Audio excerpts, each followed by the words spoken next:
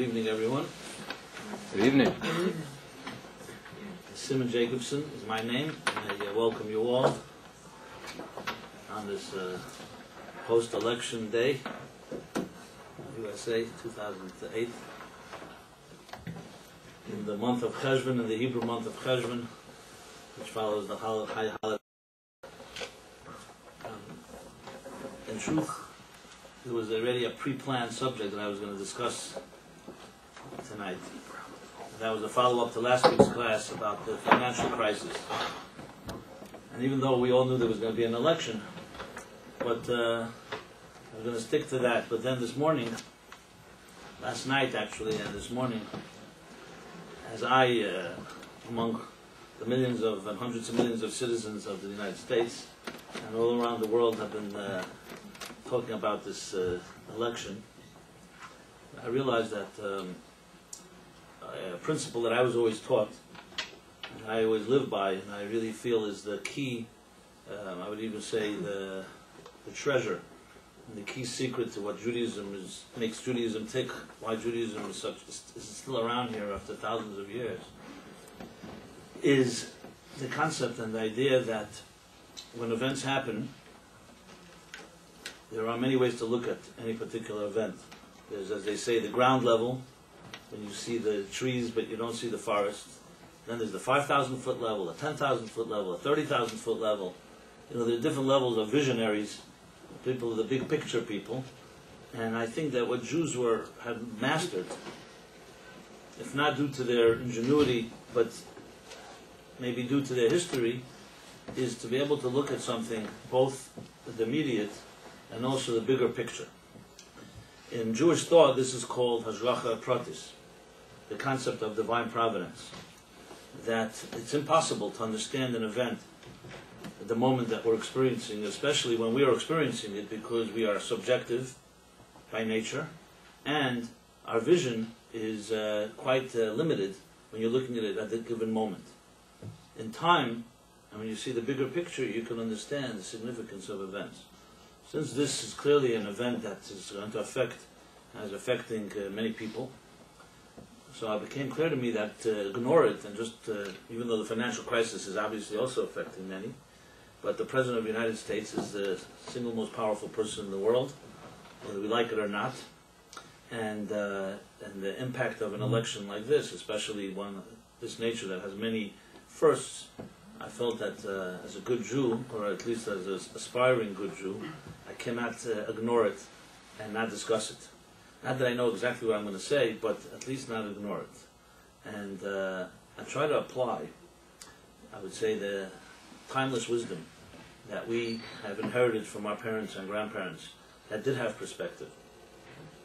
So I don't know if Kierkegaard was Jewish or not, but he once said, and it's definitely a Jewish concept, that you can only understand life backwards, but we have to live life frontwards. In other words, we don't know the film if you think of it in the kind of metaphor or analogy of a movie. So when you're watching the movie frame by frame, during those frames you don't yet know what the next frame is going to bring. And obviously in a film you can cheat and go to the end, but in life you can't. So we don't know what the next frame brings. So therefore we have to live frontwards, but you can only fully understand your life backwards. When you look back in context, sometimes it takes a long look back, sometimes we're still in the middle of the story. So each of us here has our own script, our own storyline that is far from over, hopefully. And sorry, I'm so sorry. and I was once I can't miss this little anecdote. I was once doing a Shabbaton in the Kalbach Shul Friday night, and right after they served the chicken, we had only heard a sign of the voice, the call of a rooster in the room, and so you know, some people thought there was actual live chicken around. Then we came to discover that some roosters sound like cell phones. I apologize. No, I just had to say that. You have to have something always ready for every situation. There's lessons in everything. Now, the real irony would be if my cell phone goes off. There was once a rabbi under a chuppah, the cell phone went off, and someone said, "Can't you shut off the cell phone in the middle of the ceremony?" And it happened to be the rabbi, the officiating rabbi. So I realized I better. So thank you for that. Save me my embarrassment. So that was a tangent, please, not related to the issues at hand.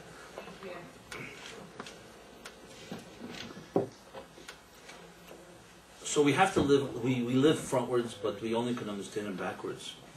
And as I said, collectively as Jews, and this is a very important introduction, I believe, before we address any issue, especially one that is fraught with all kinds of unknowns and questions, and what is this all about?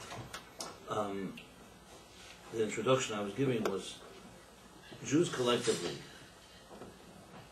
have always done one thing.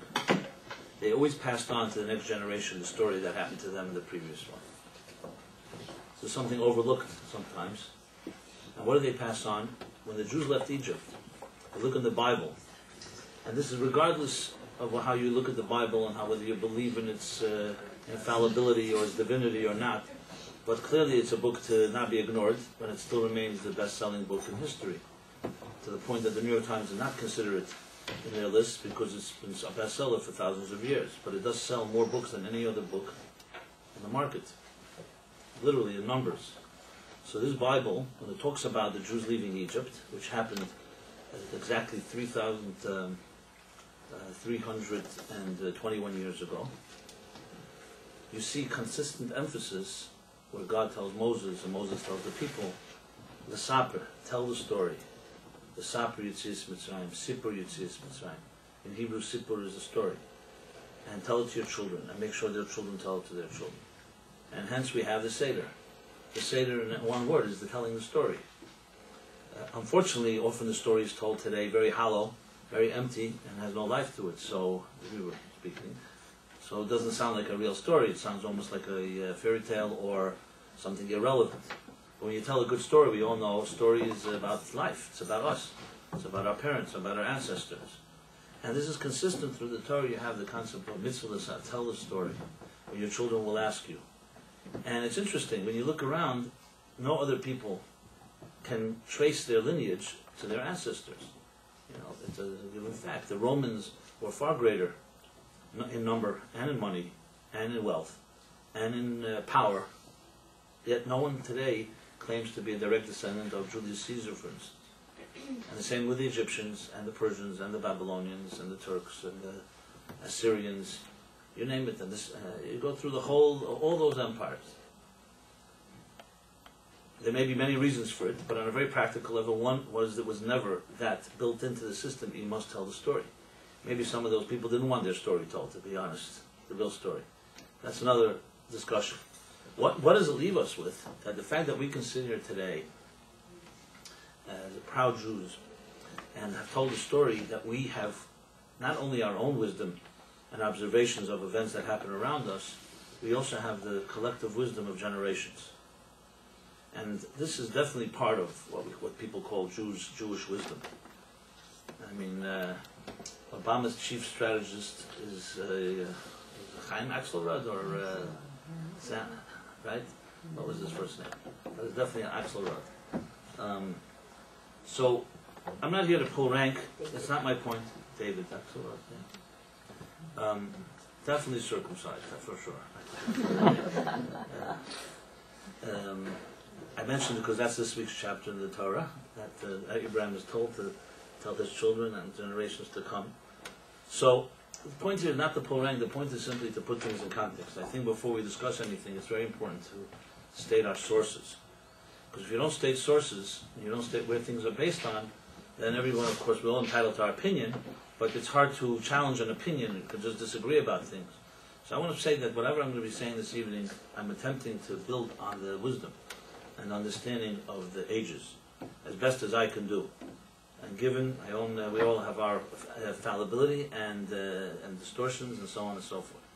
So how do we apply this wisdom and this experience to a clearly historical event that happened last night, which is for some, as we wrote in the email, considered to be a day of euphoria. The streets where I was living, there was, it wasn't riots, but it was basically, it was almost like July 4th and the fireworks. Many people see this as a major breakthrough, see it as a paradigm shift of words used. Some people see it not just as another historical event, but like a new chapter in history. And of course, for the obvious reason that Mr. Obama is the first, what they call African American. You have to be very politically correct what you use. The first African American to be elected president of the United States, when just a few years ago, 50 years ago, 100 years ago, 200 years ago, blacks came to this country as slaves. And as we all know, discrimination did not end just with the emancipation and with the Civil War, etc.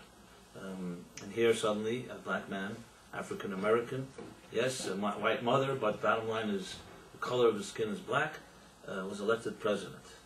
So for anyone who thinks in terms of civil rights and progression and discrimination, clearly you can say that America, which is majority white, this isn't an African country, and a majority of whites have voted for a black American. Clearly, an argument can be made regardless whether you agree with his policies or not. It's not the issue. Simply the fact that they could elect a black African American. Would this happen in France? Would this happen in England?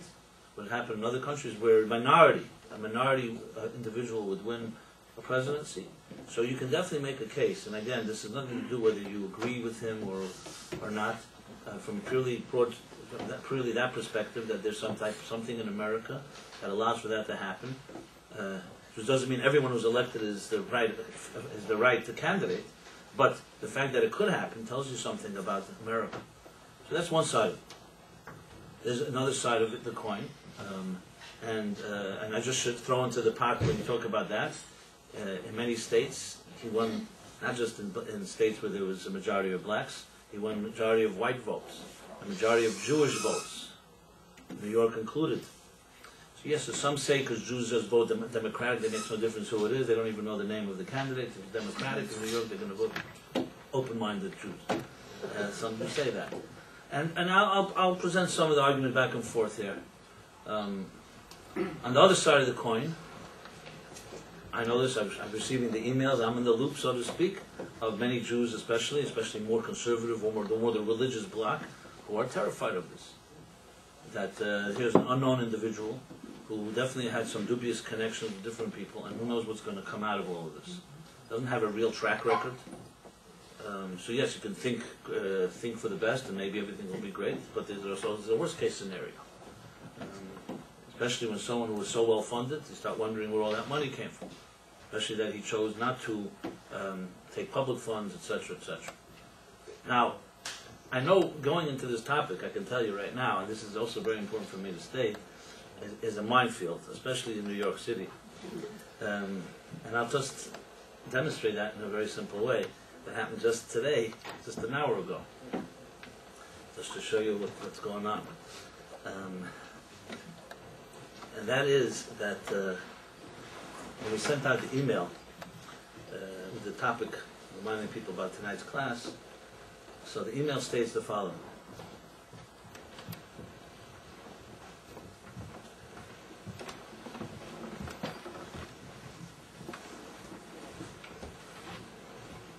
The email states the following, if I recall correctly. Topic for tonight, or this week's topic, President-elect Barack Hussein Obama. How should we react to this? And then there's the different arguments one way or the other. So we get an email in the office, just an hour and a half ago, because it went out just a few hours ago. Please take me off your email list. Mr. Obama does not use, the President-elect does not use his middle name. I'm offended by that title. Okay. So, usually I don't get those emails, they come back to the office, but I went over and I saw the email. And it was so amazing to me, because it's exactly one of the reasons I resist talking about these things, because you can't win. There are people who are so passionate and fanatic, anything you say, almost you can't get around. And I'm going to try to navigate that minefield here tonight and tell me how I do. I hope I have a friendly audience here. So I decided to write back to this fellow. Just a quick email. I write back to him. I said to him, you seem to be projecting your own prejudices on a name that I don't see any problem with. Hussein in Arabic, which also connected to Hebrew, actually means handsome or good. Some connected to the word chassan, chatan, the name for a groom. So you're projecting your prejudices, and so to his credit, he writes back. I don't know if it's a he or she, actually, just an email address. I think it's a he. He writes back, you may be right, he acknowledged it. I was almost sure the guy's going to write back, but he at least acknowledged it. And here's a perfect example of what we're dealing with here, which is why it's so clouded, so difficult to talk about this topic. I actually wrote the title, obviously. I was going to give the class. I didn't mean it in any way. I meant, if you look at any formal declaration of a president, they write Richard Milhouse Nixon, for instance, or Lyndon Baines Johnson. It's the full name of how a president is dictated. If you go to Wikipedia, there's no problem. But since I wrote it, and he's assuming that I'm a Jew, and probably he thinks I'm an Orthodox Jew, like many do, mistakenly. As you know my opinion about Orthodox Jews. Not very positive about it. As I always like to say, it doesn't mean I have many of my friends are Orthodox Jews, so don't get me wrong. I know it sounds weird coming from a guy that looks like me. I don't like these labels, but he's assuming that. So it must be, if I wrote the name Hussein, I'm trying to imply, this Arabic the sentiment of an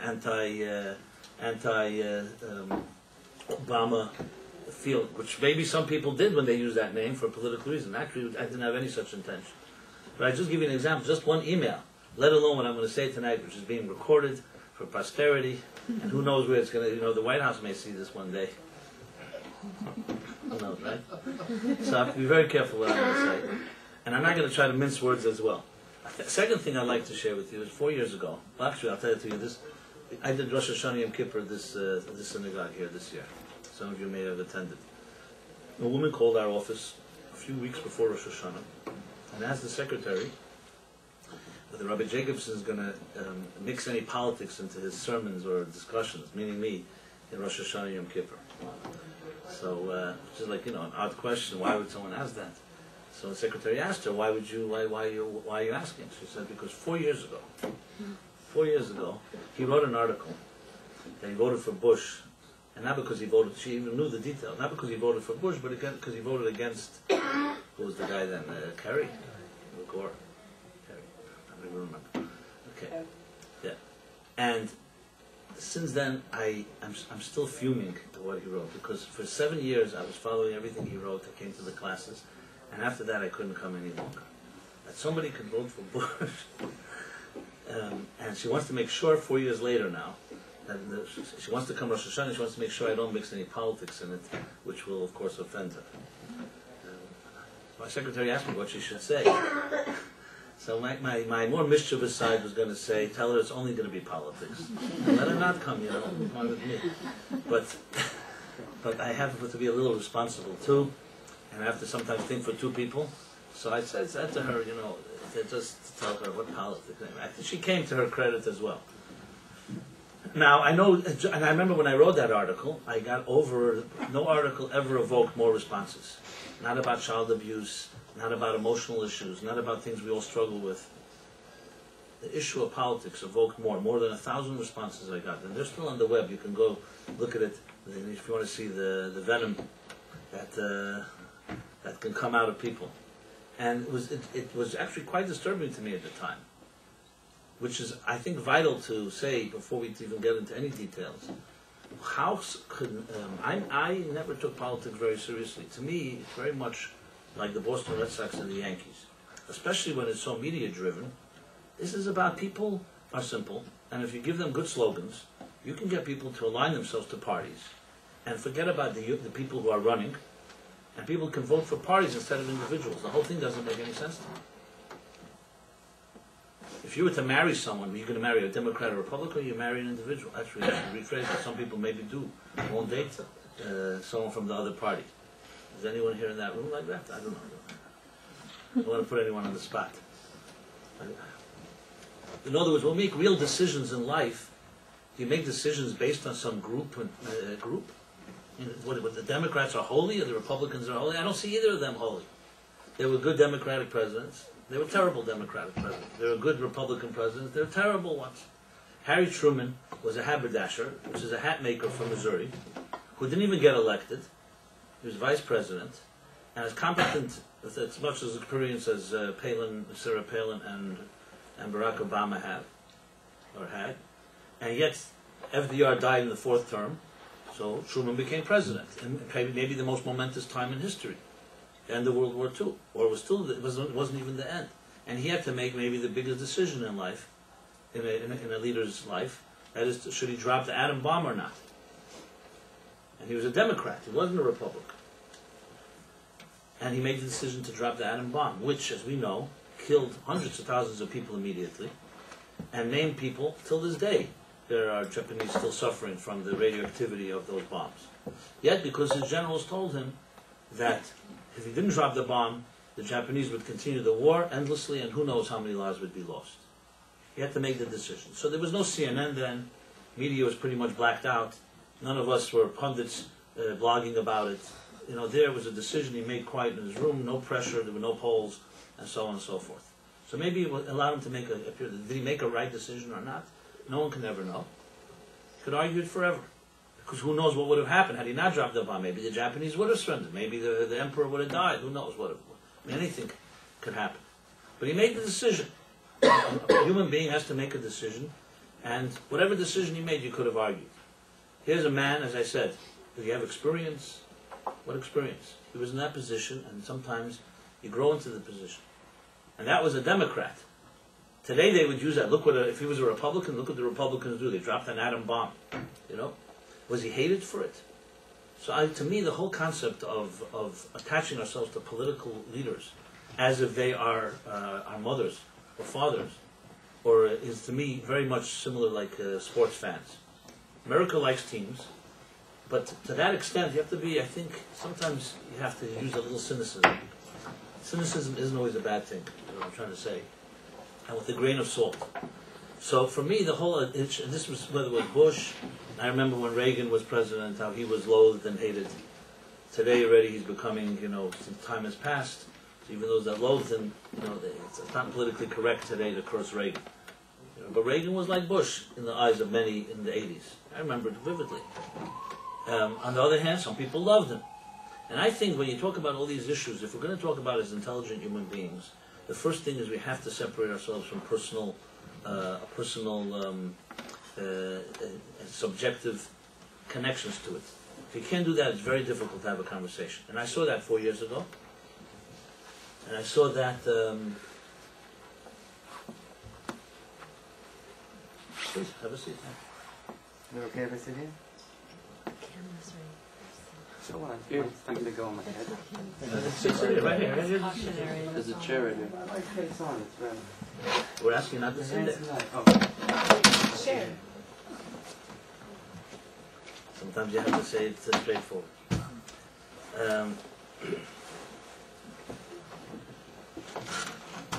Now I don't know all of you in this room, and some of you I do know, and I also, even if we know each other, I don't know how you'd be in this context of a discussion.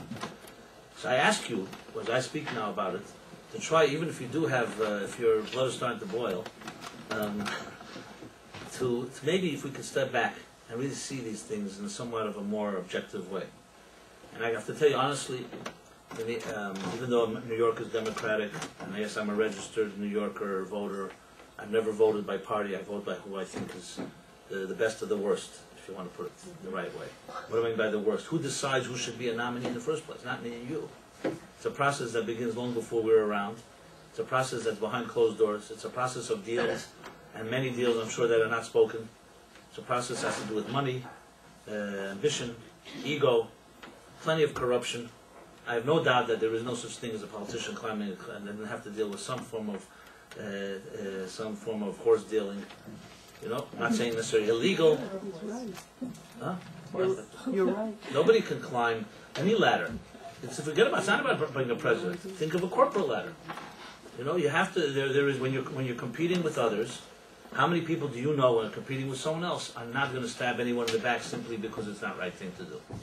You show me such a person. Such a person actually is worthy of being president.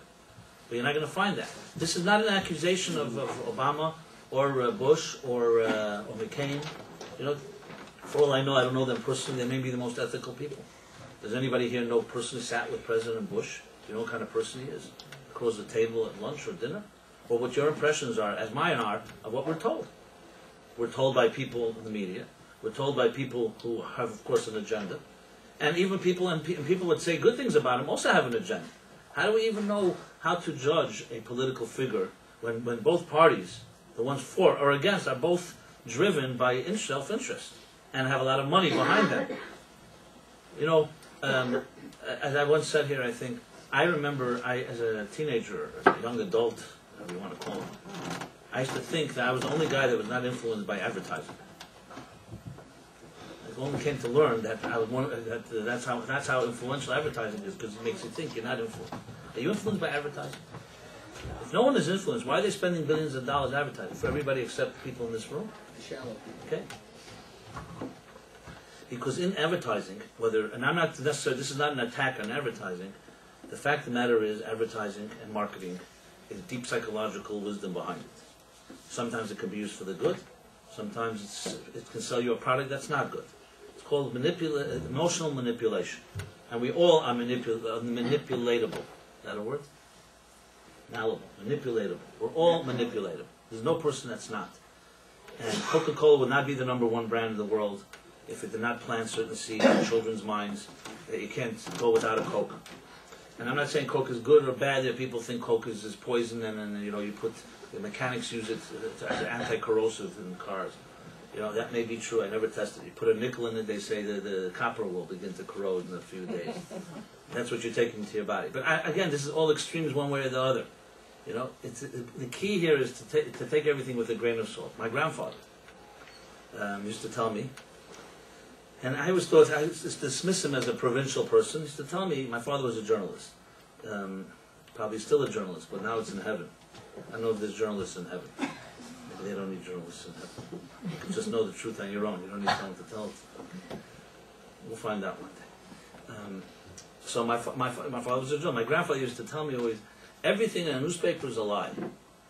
And I used to laugh, okay, you know, old-fashioned guy doesn't realize that the New York Times is absolute truth straight from heaven. So, and then he said, then he added one line. He said, even the date that the newspaper is printed. If you look at the date, it was printed last night. It's not printed when you get it. Even the date. So it says November 5th. It was printed November 4th. You wouldn't be able to get it in the newspaper. So, you know, it's interesting. Picasso said that art is the biggest lie that reveals a deeper truth. So you could put it that way. I can give you a lot of cliches about this, lies and truth. But why this is vital, and you see I haven't yet spoken about the actual issue, is because I really believe this firmly, that to really talk about the election, this year's election, of President-elect Barack Obama, we have to be able to first talk about ourselves.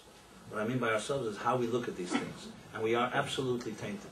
Again, I can't speak for all of you in this room, but I've seen, as I said, the vitriol and the emotions that are evoked, so 4 years ago, and of course now as well. And it's hard to distinguish between what's real and what are people's reactions to what's real. And I think, as I speak as a Jew now, if we're going to use history as a lesson, we have to be able to step back and look at the picture. Without any presuppositions, without pre-assumptions, not for or not against. And that's really where I'm trying to come from. I really thought about it. Yeah, obviously I have feelings like any good Jewish person when you think about the Middle East and Iran, and you think about whether Mr. Obama has any subjective interests there, or maybe his own prejudices. No one's beyond prejudice. And of course his name can evoke fear, and some of his connections. That's absolutely true. The question is, how do we look at the whole picture? The fact that he's also been elected President of the United States. The United States has been the best country for the Jewish people in history. It opened up its shores. We were able to sit here, freedom of religion. This country, in its democratic process, elected someone. No one's suggesting that he corruptly manipulated the ballot. Yeah, did he spend a lot of money? Absolutely. So to really look at it, I think fairly, is try to look at all the angles and see what we come away with. But I want to reiterate again, it's vital, at least for me, really to be able to discuss it in a way that's not emotional, and it's not about hatred for Bush and so on and so forth. Some people say that he was elected simply because the Democratic Party 8 years ago, realizing how Democrats were losing to the Republicans, devised behind closed doors a strategy that they have to vilify and demonize Bush, and then they're get into the White House. You can make a very strong argument for that. 8 years of sustained and financially supported effort to demonize the existing president who's Republican will be the door to Democratic success. If someone suggests that in a business meeting, no one would be against that. No different than Avis and Hertz and their closed doors, what they do to their competitors. Think of it that way. So forget about what's true or what's not true. I've heard, for example, his positions on Iraq with Bush that are extreme as one to the next. There are people who will say that Bush will go down as the worst president in history. Iraq is a disaster. New York Times, every article, Iraq, disastrous entry into Iraq. And you can make a strong argument for that. And Afghanistan, and this, and that, and that, and that. And people dying, and soldiers, and so on. And it's all on Bush's watch. And then there are equally intelligent human beings in this country who say Bush will go down as one of the greatest presidents in history. Because he had foresight. This is the argument. Whether you like it or not, this is the argument, and I'll present it. And as intelligent people, we should be able to listen to two arguments, even if you're subjected to say. The argument will go that since under his watch there was no second September 11th. He brought the war to this soil in the Middle East. You want to fight? We'll fight there, not here. So it wasn't about Iraq per se and Saddam Hussein. It was a bigger strategy that has to do with being there. It's a deterrent. Once you have an army sitting in the Middle East, it's a whole different story. You're not going to fight in our living room, we're going to fight in your living room. Yes, does that mean that he looks at all the Muslims as terrorists? Maybe they're not all terrorists, but they're definitely a breeding ground. It's coming from the Middle East. It's not coming from other parts of the world. Now, whether you agree or disagree, these are two legitimate arguments. Frankly, I must say I'm not even equipped to really answer because I don't have all the information. What about all the information that Barack Obama is now learning that's probably behind the scenes and top secret, like in any war? Most of what we know is not even the truth. We know basic things. But today we live in an information age. Newspapers, as I said, pundits and blogs, and everyone's commenting, and people are paid. Just turn on. I've ceased to watch Fox, CNN, and MSNBC. Just the amount of, you can get a headache from the experts that exist. Everybody's an expert. So the point I'm trying to say is, what is reality is a big question, and it's hard to answer that. So there are people who hate Bush, and yes, it's been successful that a majority of the United States does see Iraq as a disaster. Whether it is or not, it makes no difference. I don't think it's up to the majority. I can't say it is. I can't say it's not. You could even say that maybe there are some parts that are disaster, some parts that are good. That's also a possibility in this world. Who says everything is completely evil and completely good? Maybe there are things that have a little good and a little bad. Is that a terrible thing to say? Yeah, but if you say that about Bush, people will say to you, look at this, and you can't even have a conversation. Thank God I have the floor here so nobody can butt me. Maybe we'll see how far it goes. Now, as you notice, I didn't even say my position one or the other, because I'll tell you the truth, in any intelligent conversation, as I said, you have to look at both sides of it. So you can make a very strong case that Obama's victory is a completely, it's not that romantic as and visionary and paradigm shift as some people want to make it. It goes like this.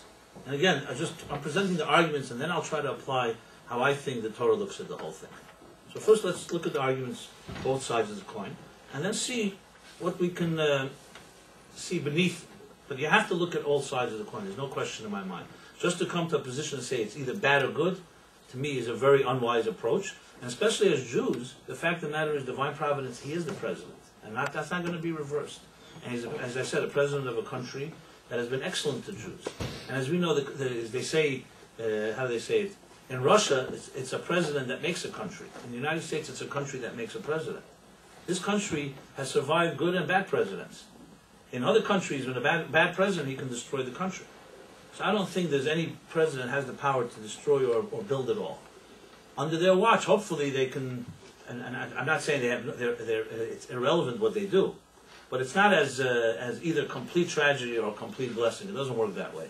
That's also something that's fed to nursery school cliches that are really not accurate. As I said, you go through presidents. There were presidents.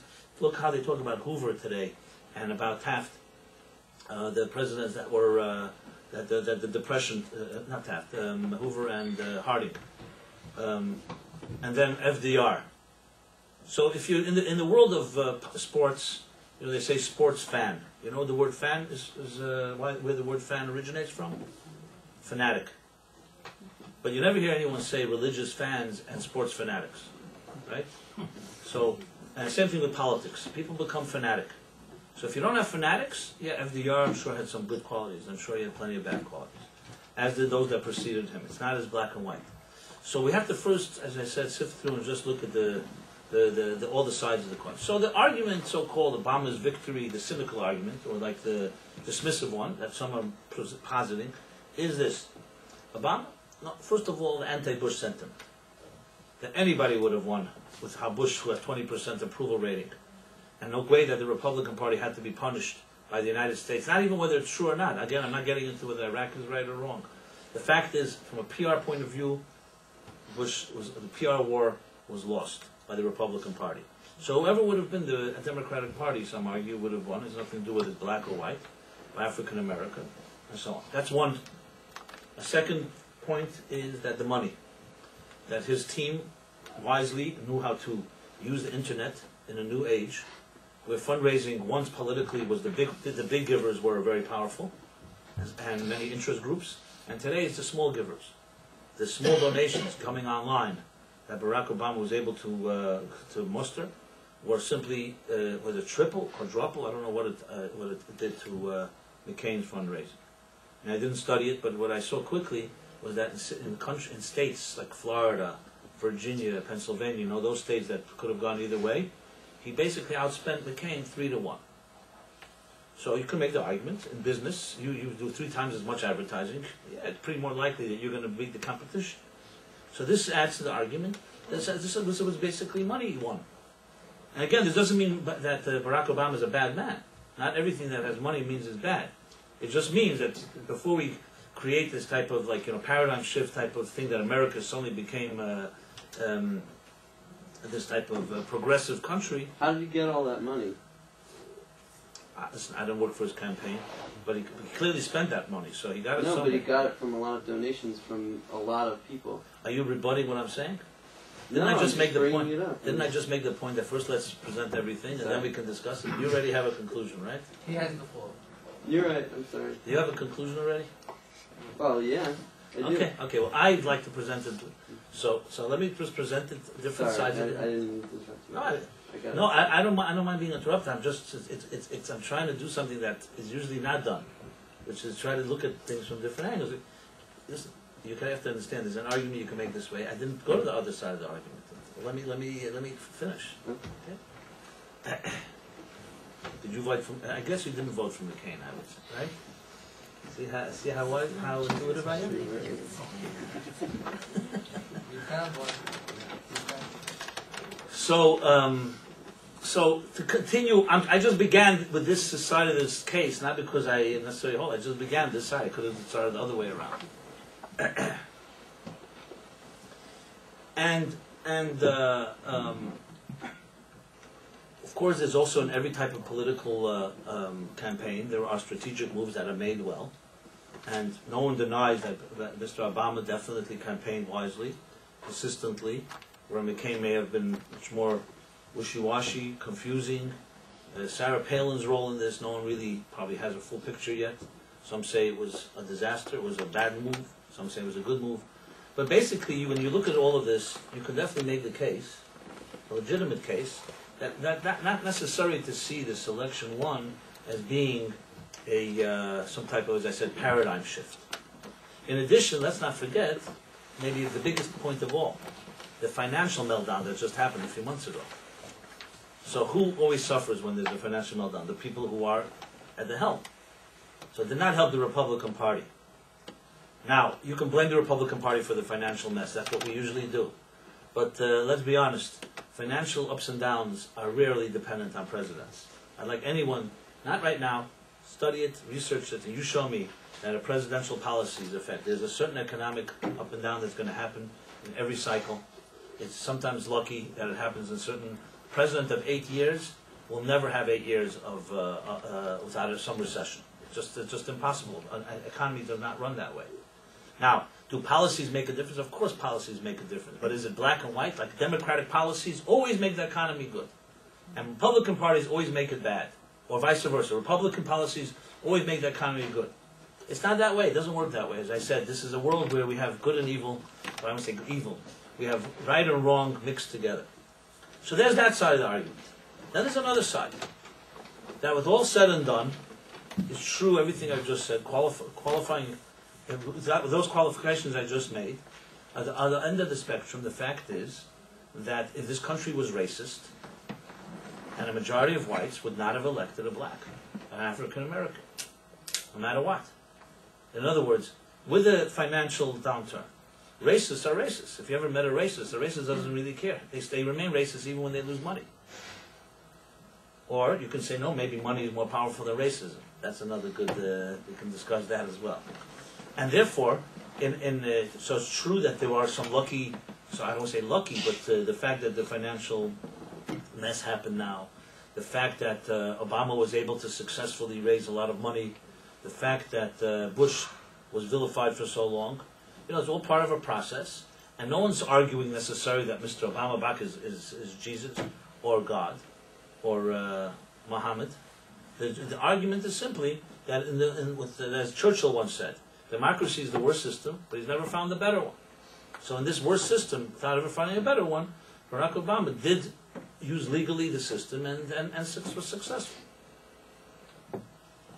Now this issue about raising the money on the internet for many individuals is going to be studied by everybody, of course, because the question is, since it's a new so-called industry, a new environment, the internet and online, the question is, maybe there are some people, the young, absolutely, like the Google generation, definitely knows how to know the internet more than the McCain generation. Even though I'm sure McCain hired some young guys too, but maybe a little too late. So is it an issue of knowing how to manipulate the internet and raising money, or is it actually the fact that a person can raise money from so many people means that those people really are behind it? I have to say, and I go back to what I said earlier, to me politics, there is definitely a side of it that is relevant to our lives. But to turn it into a type of boxing match where pro and a con, many of us when we watch a game, usually, unless you're an avid fan, you usually go for the underdog. Unless, as I said, if you're a fan, then you're always a fan to that particular team.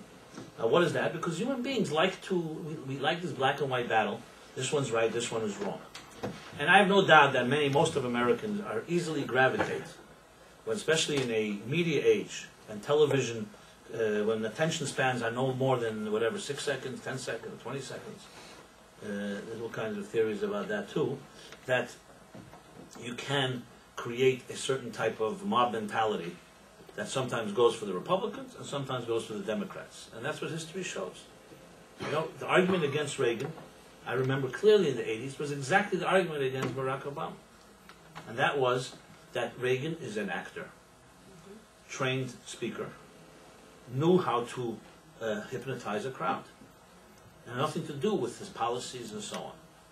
Yes, he was able to literally mesmerize an audience. He knew how to speak on television, in person, and he was able to lift the spirits of the entire country. And there's a complete manipulation. That was the argument. That others said, yeah, but the fact of the matter is, America voted for him. So let me ask you a question. When he had a majority, the Democrats said, no, they were manipulated. And when Barack Obama has a majority, suddenly knows the democratic process at work. Individuals all support him. What does that tell you? That we are not thinking. It means nothing. That's what it means. It means that we can be manipulated, and it could also be manipulated by a good person too. Just because Reagan was able to do that didn't mean that he was a bad person. Just because Barack Obama was able to muster and use the internet doesn't mean that it's complete manipulation. The point I'm trying to say is that this is not a black and white thing. If any of you think black and white, I don't think you'll ever agree with me, because I just do not see it that way. Period. And if you do see it that way, I have to tell you, I'm not here to pull rank, but I really think anyone that thinks that way is in for many surprises in life, and not just in the area of politics, but also in the area of marriage and the area of other areas of life that are going to affect you as you go with a black and white image of life. And politics maybe is just a microcosm of our perspective of how we look at things. So we're taking all this into account. How do we make heads or tails? So let me make the other argument, which was the positive one, that after all is said and done, America did elect by a large majority. It wasn't just 500,000. I think it's something like 6 million popular vote. But talking about a very serious margin. I think 49 million for McCain and something like 55 million for Obama. So that's a serious margin, not negligible. That America, a white country, did elect a African American. Some say, and I've heard this and read, that this is definitely a paradigm shift because, as I said, 50 years ago, even 20 years ago, but definitely 50, 100 years ago, I think Mr. Obama said himself, that 106-year-old woman that voted, she wasn't able to vote then. There were no such rights. So there's no question that there's a certain sentimental element to that, and I have to admit that that angle of it is quite touching. That a person who comes from a minority that was discriminated against, that were also enslaved unfairly, brought here from another country unwillingly, hundreds of years ago in the slave trade, today become president of the United States.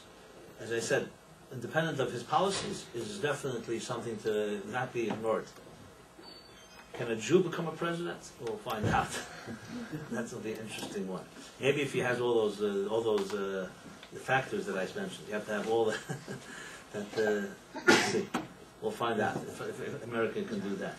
But there's no question it's a story that can give people hope. Just that alone.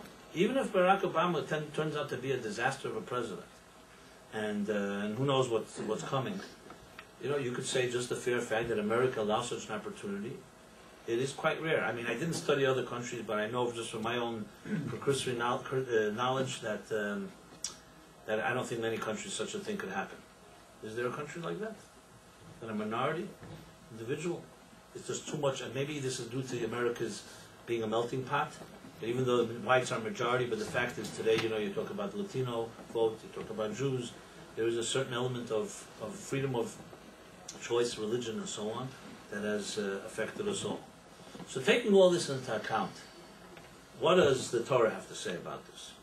So no, I'm not going to say that I found some hidden secret between you count every seventh letter in the Parsha and you're going to find an answer. I'm not from that school of thought. I'm sure there are people who, in hindsight, are going to tell you that they have all kinds of hints, like an aleph and a beis and a mem and a hey.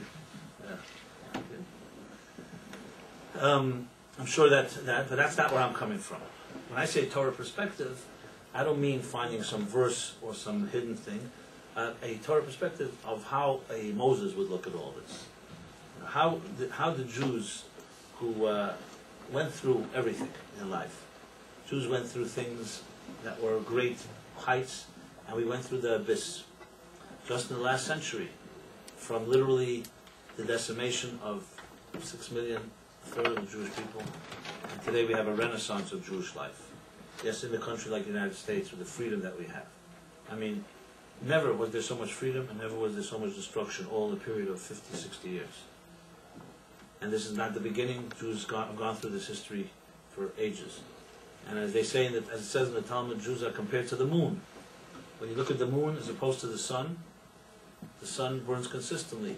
It has the sun flares, it goes through its shift, but it's not like the moon. The moon literally has phases from the point of full moon, waxes and wanes, to the point of completely disappearing, into what we call Rosh Chodesh, a new moon, a new month is born. And this was, we say, Shehem Asidun is Chadash Kamesa. We say it when we bless the new moon, that the Jewish people, should be renewed and rejuvenated, just as the moon is rejuvenated. So it was always a symbol. From when Moses stood in Egypt, and God said to him, look at this moon, and you shall make the blessing, that you will be renewed like this moon. Till this day, we still look at that same moon, and it became a source of strength, that even at the moment of almost complete extinction, there's a rebirth. And this is a historical fact. So I think when you step back and don't allow yourself to get caught up in the moment, the Jewish people have a lot to say about everything. Well, we know that. And they also don't agree about anything. But I think if you really apply that wisdom, it's really 4,000 years of wisdom that teaches us that life is a bigger picture. And that even when things seem bad, it can end up being a great lesson. And even when things seem good, you don't know what's coming around the corner. So I've heard Jews wringing their hands, and a guy wrote me an email today. He was coming back on the train, and he saw how that he saw a few Arabs, a few Muslims on the train with him from Connecticut, and they were like celebrating. And he said to them, "Oh God Almighty, what's going to happen next?" They were celebrating. For them, this was a great victory. And he writes to me, "So what are we going to have next? The Holocaust, the Middle East, and so on." And Jews have this. Even when it's so weird. When Joe Lieberman was running for vice president, there was also many Jews said Jews should remain quiet. Don't go for let's not attract attention. There's no question. There's what we call a Golos mentality that Jews have, which is in the back of many people's minds is when is going to be the next disaster. We may have inherited from our parents, Holocaust survivors, Stalin survivors, whatever it may be. So, when you see something like this and there's unknowns and Israel is in its own chaos and a Middle East that's completely volatile, and in Iran, who knows what's happening, you start wondering what's going to happen here. Now, of course, if the real conspiracy theorists say that Saudi Arabia funded the whole Barack Obama campaign, it's another extreme. And they're just waiting now to make cahoots, and Saudi Arabia is taking over the United States. They already own most of the real estate, and with a little oil manipulation, that's it.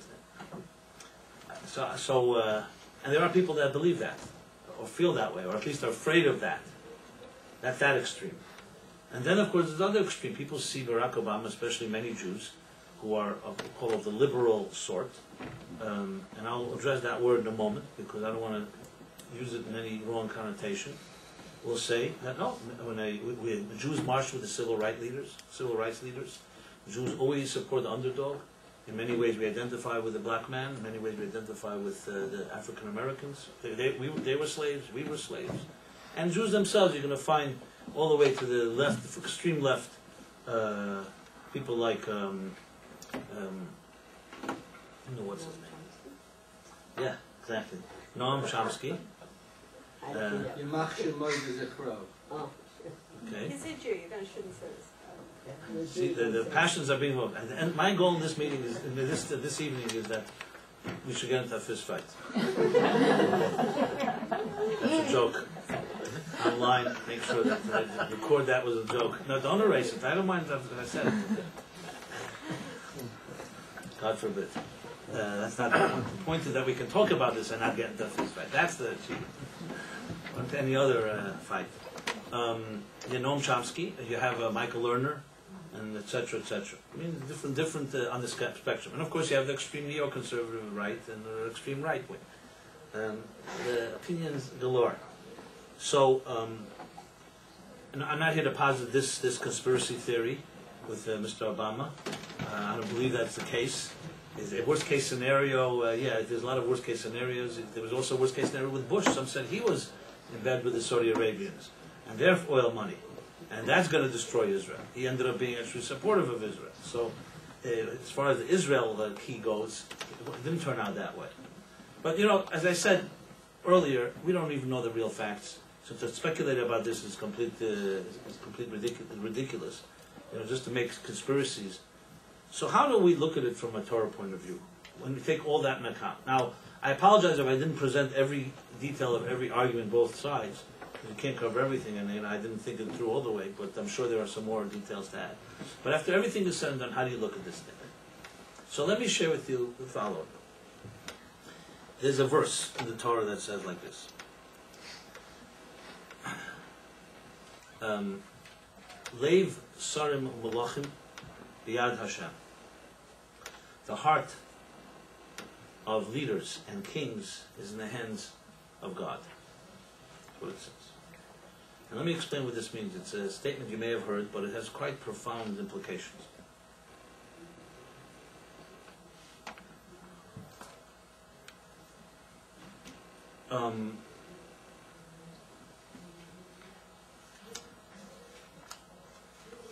Jews, of course, had suffered at the hands of many leaders throughout history. Pharaoh in Egypt was not exactly a Jew lover. He enslaved them, he killed them. And neither was Hitler.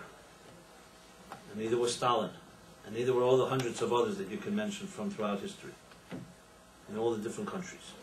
Yet this statement was not a statement written in the United States in the 20th century that the leaders are are in the hands of God. This is a statement from the prophets about the worst leaders in history. That the hearts, that Lev Son Loch, in the heart of the leaders are in the hands of God. So you have to wonder, what does that mean? That the Jews believe, based on this verse, Jews believed that the worst leaders in history who killed Jews mercilessly were designated by God to do so. And if that's the case, why are they accountable?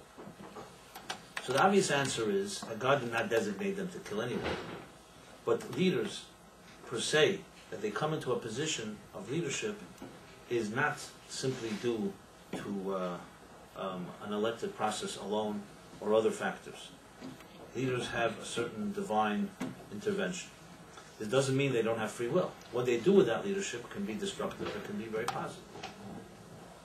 Now, why this is significant, let me explain to you, is because I'll tell you a statement in the Talmud that's a very interesting statement. It goes like this.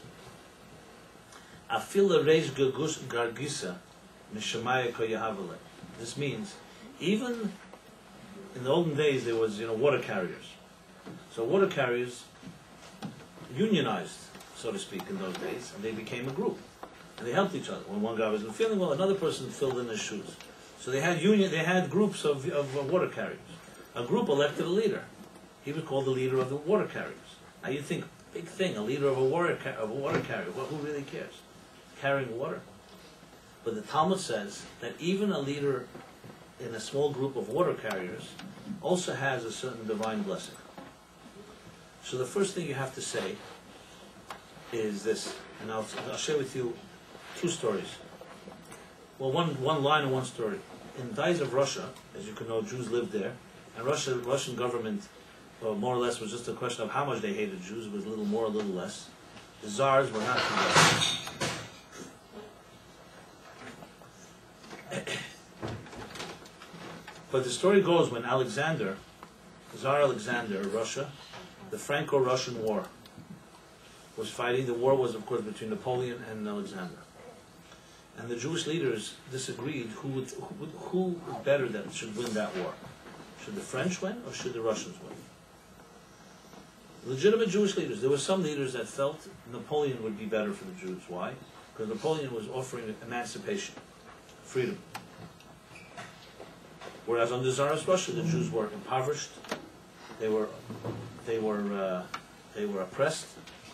There were pogroms, etc., etc. Interestingly, some argued that no, it's better for the Jews Alexander should win. Why? Because materially it was more oppressive under the Tsars,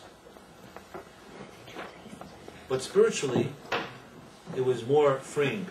Because Napoleon, though he offered emancipation, he also offered a type of that would destroy so-called the fabric of religious faith. The French philosophy was not built on God, it was built on self-made man. So they saw that as a challenge to the spiritual welfare of the Jews. And there was a disagreement. Now the secret goes like this. The big tzaddikim in those days knew that Rosh Hashanah designates the destiny of not just of Jews, but of all the nations. We say in a prayer on Rosh Hashanah, Ala Medinas Baya Amru, that the nation's destinies are determined during Rosh Hashanah. So each of the tzaddikim at the time prepared properly to go blow shofar with the intention of getting their side to win, so to speak. So one of the tzaddikim got up on Rosh Hashanah day. He was about to blow the shofar, and he was concentrating that his intentions were to have Napoleon win the war. So you see, it's not the internet, it's not the pollsters, it's all about the blowing of the shofar. That's where it all determined. And as soon as he's about to put the shofar in his mouth, he says, in Yiddish he said, the Litvak Shanrez Yechad. He sensed, because he was a spiritual leader, he sensed that another tzaddik had already blown shofar and already prevailed in heaven that Alexander should win the war. This was 1811. The other tzaddik was Rab Shneur Zalman of Liadi, the author of the Tanya, and he also knew the secret of the shofar, and he realized other tzaddikim are going to blow shofar with other intentions, so you know what he did? He got up early in the morning. He allowed to blow shofar as soon as the dawn breaks. Usually we daven, we say the morning prayers, and then we blow shofar. So he said, you know what? I'll start with blowing shofar and do all my kavanas. So by the time they blow shofar, we already did the job. That was his chap, so to speak. And that's what he did. He blew the shofar early in the morning. Then they davened, they prayed, and he prevailed. And what happened? That we all know the story. Napoleon was about to conquer Moscow, but then the cold winters, right after the high holiday season starts, winters in Russia, the cold winters began to this, and Napoleon and his great army. This happened actually, the exact same story was repeated by Hitler and the Nazis. They also were getting close to, they called them Leningrad or whatever, and also the winters of Russia. But behind the winter is a shofar, okay, for those that can see behind the meteorological patterns. Now, why am I telling the story? Here you're talking about leaders far from a democracy. Leaders that were not, the Tsar of Russia wasn't exactly, as I said, great for the Jews. But under the circumstances, this tzaddik felt it's better. So even leaders like that nature are also seen by Jews that after the fact, if a leader comes into power, there's no question that there's a certain divine element to it. Or else God would never allow it to happen. I know this angle you're not going to hear on CNN, and many Jews don't even really necessarily relate to it, because as I said earlier, most of us get so caught up in the moment that you don't think there's a bigger picture here. Now, this has nothing to do with what we believe what Obama is going to achieve, what he won't achieve, what he's capable of. Frankly, his record is just too sparse to really even know. There are forces far beyond his control. The economy, I don't think any most brilliant president is not going to figure out. There's just too many forces. It's going to get worse before it gets better, according to all predictions. Can a one policy suddenly change it? Come on, if you're that naive, and you voted for Barack Obama because he's made some policy statement that says, we'll do this and the economy is going to be solved. That is not just naive, it's just plain ridiculous. It doesn't work that way. A lot of factors involved here, and this economic mess is not going to be turned around. Whether it was McCain who would have won or Obama would have won, I don't think there's one of them would have. It's going to take time, and it's going to take a lot of other factors. I'm sure certain policies can make a difference, but we all know this is much more complicated than that. As far as other factors, the Middle East, frankly, concerns me a lot more than that. Because the economy, as I said earlier, I believe that the president really cannot do much. Once especially it's spiraling, you need advisors, you need bankers. I mean, there's a lot more cooperation than people think. This isn't just a Democratic Republican issue. They probably share more that they agree about than they don't disagree about. It's just good. It's good for us to get elections won. So you have to say one is right, one is wrong. But it's not that black and white. When it comes to the Middle East, on the other hand, where there you have really legitimate and a very defined problem. You have an Iran. So it's true this economic crisis is definitely going to weaken the Middle East's so-called power because oil. But you have a completely unpredictable Iran. You have Israel, that leadership is even worse than it is here. Meaning there's altogether no leadership. So so from a Jewish perspective, it's very it's concerning. Purely, this is the other side of it. Like, what would a president like Obama do? Number one, he doesn't really have the military experience as McCain would have had. I'm talking about strictly this issue. This again does not mean he won't do good policies. Everyone, as I said, someone comes into power. As I mentioned before, the heart of leaders is in the hands of God. So there's no question once you're in position, as they say, some say leaders are made by their position, not by that personality. What's the line they use? It's that they're shaped by their, once they become president, they become something that not necessarily they were before. The same they say about Supreme Court justices. So on that end, I would say the following. From a Torah point of view, number one, there's no question that there is definitely something divine about this. Is it divine that it was an African American and not a white? I'm not really sure about that. Is it a sign that America has turned a leaf in the so-called civil rights battle? I tend to believe not really, to be honest. The reason I believe that is for the following. Because it's not like, the last 10, 20, 30 years there's been progressive strides made in the area of anti-black and racist. And suddenly this, Barack Obama became the symbol of the civil rights movement. It wasn't really presented like that. I think his election is much more complicated than simply one of that America has come to a point of that type. I think the fact that he's become president, on the other hand, it definitely makes it possible for people to say, I have no choice but to accept and embrace that a president is now a minority, from the blacks. So that itself, I think, is a blessing. When Mayor Dinkins went by the Rebbe, he asked for a blessing. That it was 1992, if you remember the riots, the pogrom in Crown Heights. I was there that summer. So he went by the Rebbe and he asked him for a blessing for peace between these two peoples, the blacks and the Jews. So the Rebbe, interestingly, said to him, it's not two people, it's one people under one God. Now this is coming from who people would say an ultra-Orthodox right-wing Rebbe, making a statement like that. What does that say? And I speak now purely about the race issue. What is the real Jewish view about blacks? You may never hear it from anybody, because those that have truth harbor all kinds of anti-black sentiment. Obviously, if they're smart enough, they're not going to share that with you. What is the true view? And I had to think about this back 4 years ago when I was so-called criticized by some and about the Bush issue. I came to realize why Jews have always more or less become more democratic. Whether it's, I'm not talking about whether it's secular Jew or religious Jew, but why are Jews generally more democratic, or we say more liberal? And I think there's a distortion. I think there's a vital point that I came to understand, and that is, Jews historically are ultra-liberal. In what way liberal? In socially liberals. But politically and defense issues, Jews are always conservative. And I think there's a big confusion in our generation that Jews think liberal means liberal throughout. Let me explain what I mean. The basis of liberalism, of democracy in its purest form, is that the single most important obligation of an individual in the community is to take care of those that are less needy. More More needy, I'm sorry, more needy. Yeah, my mistake. That was not a Freudian slip.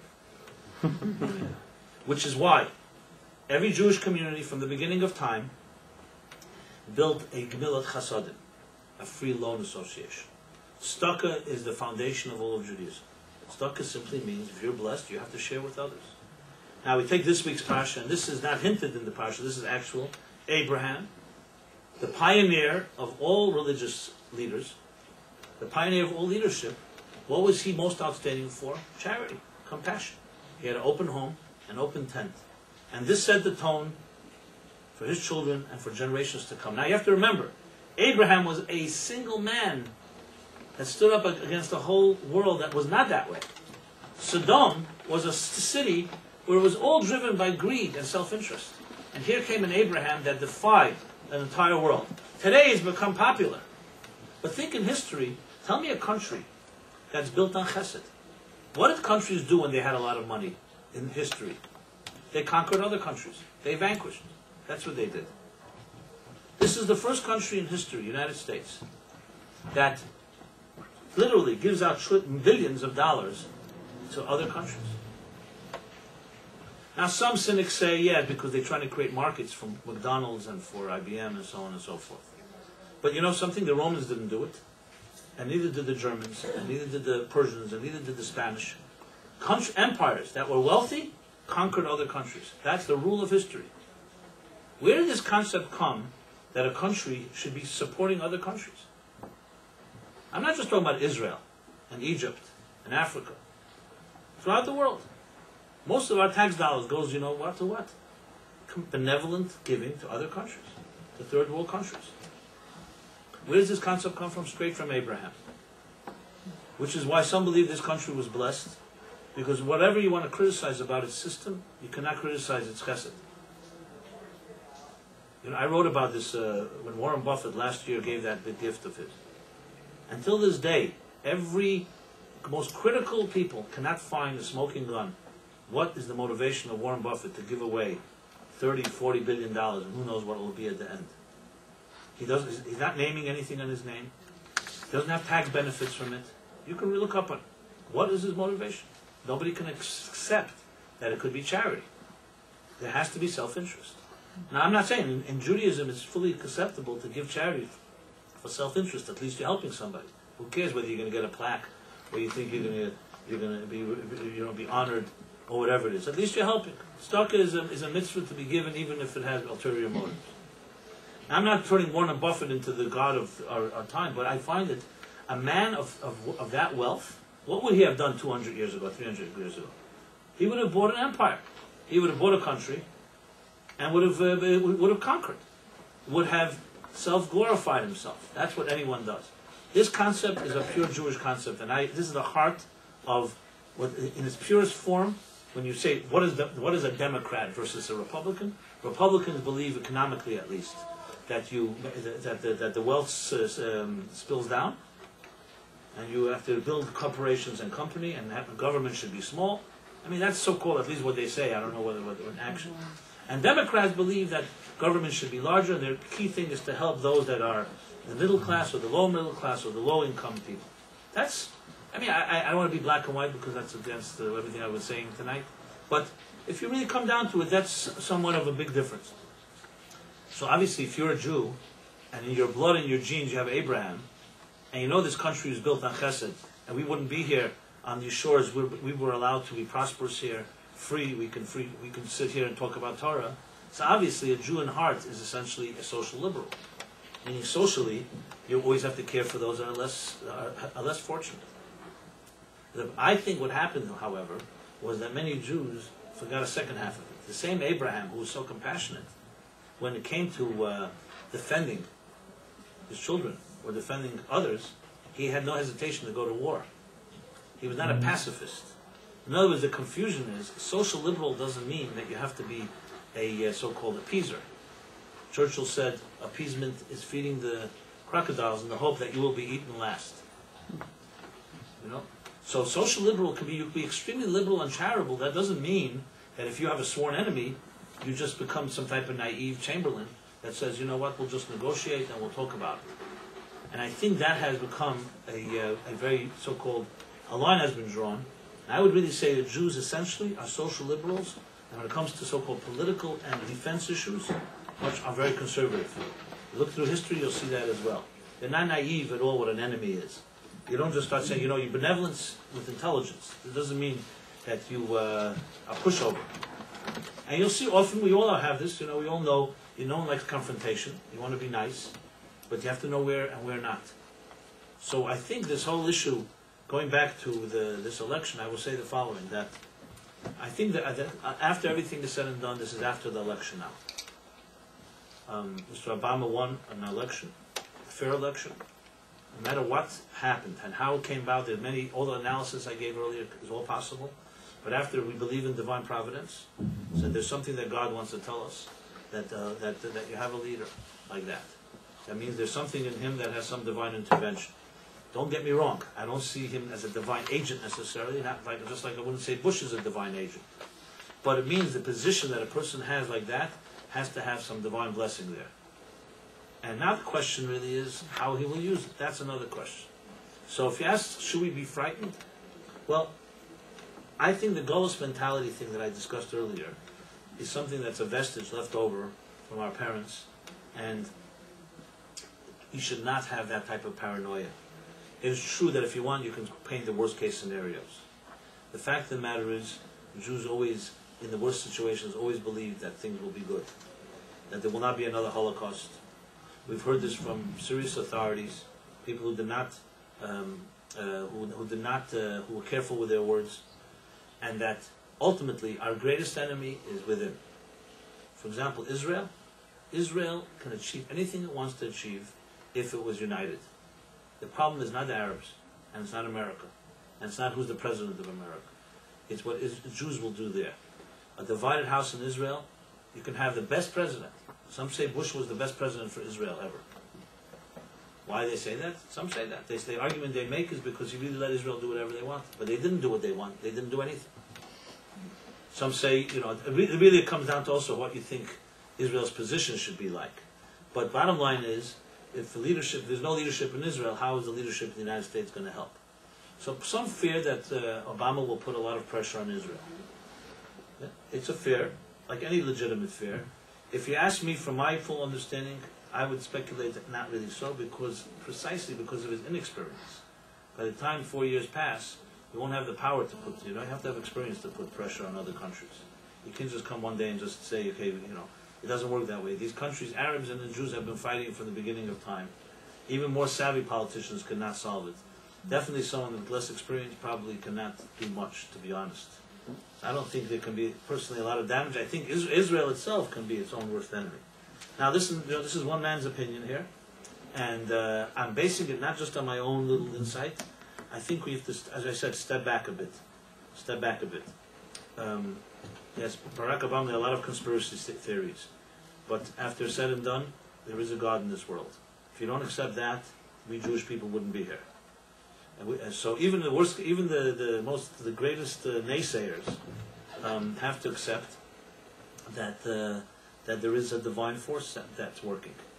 Well, what Mr. Obama will do is, I think, depend a lot on his choice and a lot on the factors around him.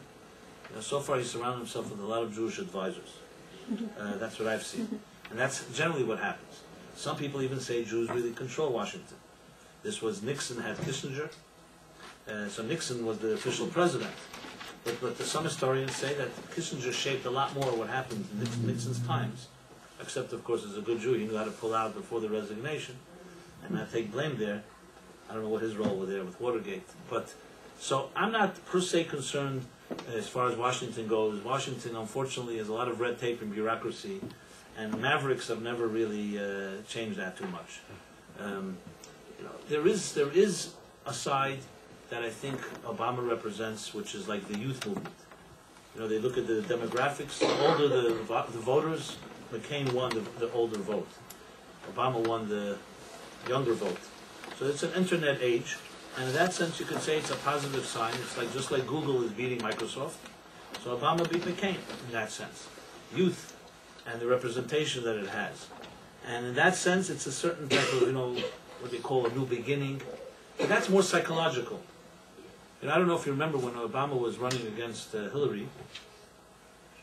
So there was a debate between them whether a president's main role is a visionary that inspires the people, or a CEO, an excellent administrator. Remember that debate they had? I'm trying to remember who said what. I think it was Hillary that said it's administrator, and Obama said visionary. So, people, even the greatest critics of Reagan, ultimately cannot deny one thing, and they do give him this, that he gave confidence to the nation. And that confidence, as we know, spills over in what people are able to do. At least for one night, Obama has given many people confidence. What happens with that, I don't know. Every honeymoon ends. How long does a president's honeymoon last? From January till around May, or something like that? What do they do, 90 days? So we'll see what happens. But I have to say, in a balanced fashion, I'm definitely, from my understanding of the Torah, I do not see this as a disastrous day. I don't see it necessarily as that paradigm shift day as well. It's a lot grayer. It's not it has some powerful virtues, and there's no question that a statement is being made by God. I don't know exactly what it is fully yet. I'm sure it will emerge. It could be, we're at the beginning of a new century. I think the prosperity and the arrogance that it brought last year, just 6 months ago, the public sentiment in the United States was we can do anything with technology. Now, people are trying to cover their bank accounts. A lot of pride is still carried, but a lot of pride is covering up of a certain deterioration that's happened on the economic level. And I don't think it's going to get better before it gets worse. So, in a way, we've been humbled. And perhaps God is saying, in a sense, that, you have to start anew. What Mr. Obama does personally, as I said, it's anyone's guess. Not a prophet we're not, but to put things in context and perspective, I would say that there's no question that the ultimate solace comes that the heart of leaders are in the hands of God. And I'm not trying to dismiss it in a way that we don't have any say in this, and our vote didn't matter. You know, that's also part of the process. But that all the confluence of factors that I mentioned, the economic meltdown, the anti-Bush 8 years, the other elements that took place, there's no question that there has deeper meaning to it. So, I think the final analysis, which of course will not be until 4 years from now, 8 years from now, I don't know whenever this is going to be fully developed. I like to think that we're now in 2008. If you go back to 1908, it was also a very significant century. In 1908, no one knew what was coming. Unfortunately, what came after 1908 was a Russian Revolution, and then World War I and World War II. What I've been taught by my teachers, and everything I read, is that we will not have the same century. We will not have a bloody century. The world has changed. Perhaps the fact that whether it was due to whether America has become less racist or not, we will never know, or maybe we will in time. But the fact is, it definitely appears so to the world. It appears that America can elect a person, as I said, it was a minority. So just that statement itself is definitely a virtue. I mentioned before the Jewish view on blacks. Going back to that Rebbe statement, I will say, if God created the human being in the divine image, and the human being was Adam and Eve, and all humans on this earth are children of Adam and Eve, so whether it's black or white, or yellow, or blue, or green, or any other color, is irrelevant to the divine image. Now, is this what many Jews feel in their hearts? If you don't feel that way, that could be we're all human beings, and human beings, we have our prejudices and biases. But if you're talking about from a Torah point of view, nowhere in the Torah does it say that a black person has less of a divine image than a white person. Remember, whites did more damage to Jews than blacks did. It was a white, not only a white, it was an Aryan white, supreme white, people that killed Jews more than anyone ever killed. Now, this is not a statement that some blacks can be anti-Semitic. I will tell you, I remember I was on a radio show years ago. It was a all-black radio show in Pittsburgh. How I got on that show, don't even ask. It was a fluke, but I got on. And it was interesting. It was somewhat of a hostile audience, I have to say. And I was speaking. So I was talking about my book, Torah Meaning for Life, and I was speaking about my Rebbe, my teacher. So someone gets on the phone and says, "We respect the fact that you have your Rebbe, or Rabbi, whatever they call him, but you also have to respect our Rebbe, our Rebbe. They call him Rebbe Farrakhan." And Brother Farrakhan says that Jews have sucked the blood of black brothers long enough. And we will no longer take that. This is me on the radio station thing. It's on the phone. I wasn't in the studio. Why don't you close the door? Was it hot? So then go outside. Unbearably hot. So then go outside, my friend. I can't hear outside. Where is it? Maybe it's not working out. Anyway, so you have to do radio. You have to be a little confident to do radio because you get these type of things. So I decided I'm not going to take this line down.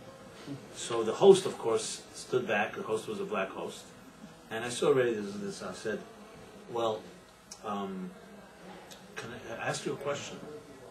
Yeah. Can you give me some statistics? Which Jews sucked which blacks' blood? On what street and in what city? You're talking about, for example, the 5 million Jews in Russia that just were not able to leave that country for 70 years. You're talking about the Jews that were killed by the Nazis. Which Jews exactly are you talking about? You say Jews have sucked the blood of, and I just, I took control of this and I said, how would you like if I said that all blacks are murderers because O.J. Simpson murdered his wife? They start saying, you can't prove that, the glove didn't fit. They didn't say that. I'm being a little... it was a jingle. If the glove don't fit, you got to quit. Yeah. Right? Very important. So I said, so would you like me to say that one black killed somebody, all the blacks? What kind of nerve? I said, what kind of chutzpah is that? And I said to the radio host, you tolerate such racism against the Jews? So he had to be a little. She said, well, he's got a point. Do you have a name of anybody that sucked the blood? The point I want to make is that I have no question that and this is a very, very vital point. Just because blacks have suffered injustices doesn't mean that they can get away with prejudices either. That's not what I'm saying here. If we're talking straight, we talk straight. God created all human beings in divine image. After that, my friend, it's all downhill. What that means is each of us make our choices. Prejudices exist everywhere. Yes, blacks have very strong prejudice against Jews. I remember what Jesse Jackson said. And does Mr. Obama have prejudices? Either yeah or no. I can't really tell you. The fact is he did have his chief strategist is Jewish. So I guess he's not going to be that very, he's not going to have anything negative about him to say. Speculation. I mean, they say the association that he had with certain reverends and so on, it doesn't look so great. But you know something? If you start digging up, you're going to find, I'm sure, associations of any white leader as well. There's all kinds of white stuff in this country. So I just want to go back and create a more balanced approach here, which means we do not have to vilify not Bush and also not Mr. Obama. I don't believe in that at all. Everybody has their qualities. Right now, a president is the one that God gives the blessing. God did not elect him. We elected him. But God gives the blessing. It wouldn't happen without that. And right now, yes, we have to believe that once a person rises to be able to represent 300 million people in the strongest country in the world, you have to say that there is some blessing from above. That blessing was given even to Pharaoh, who obviously didn't use it in a healthy way, but it was given to him. And he of course, abused it. It was even given, I don't want to say the word, but even given to people like Stalin. Because once you're representing people, there's some type of blessing. As I said, even a leader of water carriers has something. Now what that means for all of us, each of us are leaders in our own little community. As a leader, you have a blessing. It doesn't mean necessarily you earned it. It doesn't mean you're even able to live up to it. But it means once you are representing 10 people, 20 people, 1 million people, it means that God has given you some type of wisdom. Listen to this. In the times of the Tsar, and this was not done just to be politically correct, there was even a blessing you make when you see a king, even if the king was an anti-Semite.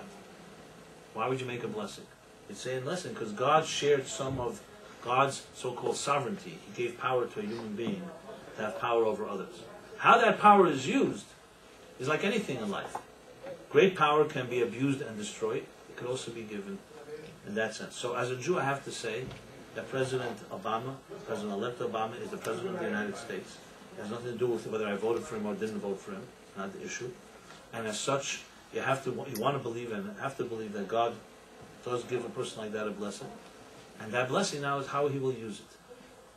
So to be frightened and say that he can control the destiny of what happens next, not so simple. I don't believe that at all. I absolutely believe he can make mistakes, like anybody can make mistakes. But I think we have to take, as I said, a step back a moment. Jews are always wary of politics, because politics can go either way. Just like it is with the economy. The thing that makes you big will also bring you down. If you invest too much in anything, it will destroy you as well.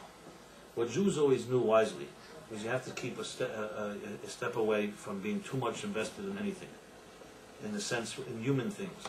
Because when you're invested in human things, you ultimately are also a victim, can become a victim of that. And that brings me to the economy as well. It's the same theme, which is you have to diversify. What I mean by that is I don't mean bonds and so on. I mean spirituality. The soul is ultimately the domain where we find our true peace. You know, to go around wringing our hands, look who became president, and become fearful and paranoid is definitely not a Torah approach. You know, there were, as I told you, in countries that were not democracies, countries that were oppressive countries, and when leaders changed, the Jews hoped for the best, that this may be a more benevolent leader. Definitely in a country like ours, that is built on in God we trust, is built on chesed, has many virtues, and the fact that it could elect a person who's from a minority is also one of those virtues. It means that a Jew could also be elected. I'm assuming, under the right conditions. You know, you need the previous president to really be have less than 20% approval rating, I think, or whatever it may be. I believe is definitely a thing of hope. Does that make me an Obama supporter and I am like some type of absolutely not? Far from it. I have my own fears as well and concerns. But I also believe that bureaucracy, even though I hate bureaucracy, it has also a tendency to blunt the sword of anyone that's too much radical. If Obama has radical stuff in him, trust me, Washington is going to not let him do it anyway. It doesn't work that way. Nobody has ever been able to push a radical agenda in this country. Whether it's the balance of powers, whether it's because this country has some divine protection, I don't really know what it is. So I don't think that Mr. Obama, and you could all compare notes of 4 years from now. I don't think we're here going down into an abyss like we've never seen before. You know, the economy has its problems. It's something to do with Mr. Obama. They have a problem before he came into power. So I know this may not be so popular for some people here, and I really, as I said, I applied myself to this, tried to apply myself in an objective manner. You know, I have my own knee-jerk reaction. Everyone has a knee-jerk reaction. You know, you start right away thinking the worst. And but when everything settles, as I said, we have to be Jewish after all and look at the whole picture, the big picture. And I think it'll be a good picture. That's what I would say. And they say, "Tra good v'zayin good." When you think good, it will be good. Long before the power of attraction and the secret, which there was the concept in Jewish thought that the way neurons are fired, that's how they get wired. This is a blessed country. There's no doubt about it. The fact that Jews can thrive, the only reason we have assimilation and intermarriage and other forces that deteriorate the soul of the Jews is not because of the government. It's because Jews themselves, like in Israel, have made their choice. Strangely, under oppression, Jews thrive spiritually. In prosperity, we don't. The question is why? Some say it's complacency. You know, some say you need an enemy to crystallize your values. You know, just think of it this way: if God forbid there was a decree that you cannot send your kids to Jewish schools, all the Jews would insist on sending them. Nobody wants to be told what not to do. But when you have the freedom, in a way, you take it for granted. I think that is a much greater challenge from my perspective to us than who became president and what the implications of that are.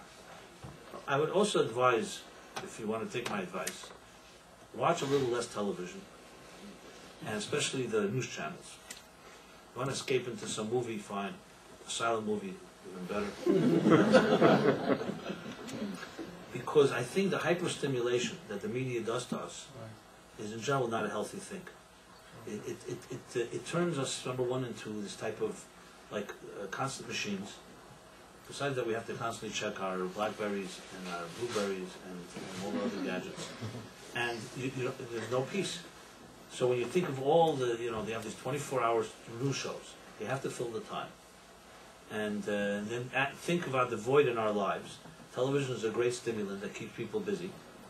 I think it's time maybe to step back, and I think if you really want to do yourself a great favor, to become less addicted to this steady menu of onslaught really on us after this whole election thing, which was one of the reasons I did not really want to talk about this topic. I wanted to be the only guy that's not talking about it. That was my little plan. But then I realized, as I said, things are divine providence. You can't deny President of the United States is not a small matter. But I wanted to address it. But I can't go without concluding and saying that I prefer not to talk about it. Not because it's not important, but because I think we are, in a way, we're victims of the, as I said, onslaught. It's an assault on our psyches. And so my advice is, go to sleep tonight without the television on. Trust me, you're not going to learn anything new. You may learn that instead of 98% of the ballots in, 99% in New Mexico, and you'll hear maybe a few numbers off. We know who the president is. It's not going to change. It's not going to be reversed. And I think try to find some stimulation that comes from within. That's my real. I think when you feel that, you'll see that all these things in general become less of a power over your life. And it's a great topic, it's like weather. The weather is a good topic. I was in the elevator a few days ago, and I always walk in the elevator, I say, okay, what, they're going to ask me what the weather was, how's the weather today? So I was in the elevator, I'm going up, and of course, yeah, so pretty good weather we had the last few days, right? And I said, how did I know you were going to say that? And the person actually was intelligent, says, you know, you don't like the weather, I don't like it either. So I said, so why are you doing this? You know, we're all into this, it's a safe topic to talk about. Politics has a certain type of thing. It's like sports radio as well. Even in the off season, you can be talking about the trades, etc., etc. There's plenty to talk about. I think it's vital if you want to have some peace of mind, not just the politics, also the economics of our times. You have to travel inward. So with all this talk about the political campaign, the President of the United States, it's all important. And I wanted to give a perspective that I thought is somewhat of a Torah perspective. But I have to say, after everything is said and done, I want to share what Levi Yitzchak said. And I'll give you a little introduction. When O.J. Simpson was acquitted, it was Erev Yom Kippur, the day before Yom Kippur. It was like in the morning, 11 o'clock in the morning. So I was scheduled to be on radio then as well, a Florida station. And the producer called me a few hours earlier and said, you know, the verdict of O.J. Simpson's coming out this morning. Your book is a great book, but nobody's really interested in it now. They want to talk. O.J. Simpson is going to be the only thing people are interested in listening. So I had to say something quick. I said, well, you know, so let's talk about O.J. Simpson. She said, well, you write about that? I said, yeah. Now, as I said, you just have to. I have to figure out where I wrote about it. But, so she said, really? Okay, that's great. We'll talk about that.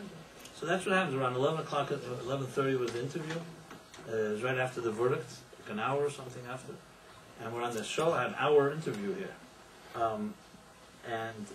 So she asked me. So I've said. So at first, I want to begin with a story. I said like this: as we're talking about O.J. Simpson, and the whole country is mesmerized by the scene, the acquittal, etc., and the blacks are celebrating and the whites are cursing and the whole thing. I want to just share that there was a great chassid, a Rebbe, his name was Levi Yitzchak. And he said once, right before Yom Kippur, he said the following: that the Prussians, there was a country once called Prussia, you may know, Prussia, Bismarck. The Prussians say that their leader is the greatest. The Russians say that their Tsar is the greatest. The French say that their emperor is the greatest. And then he continued and he says, and I, Levi Yitzchak, ben Sarah Shosha, that's his mother's name, say, Yiskada v'Yiskada Shmei Rab, that God's name is the greatest.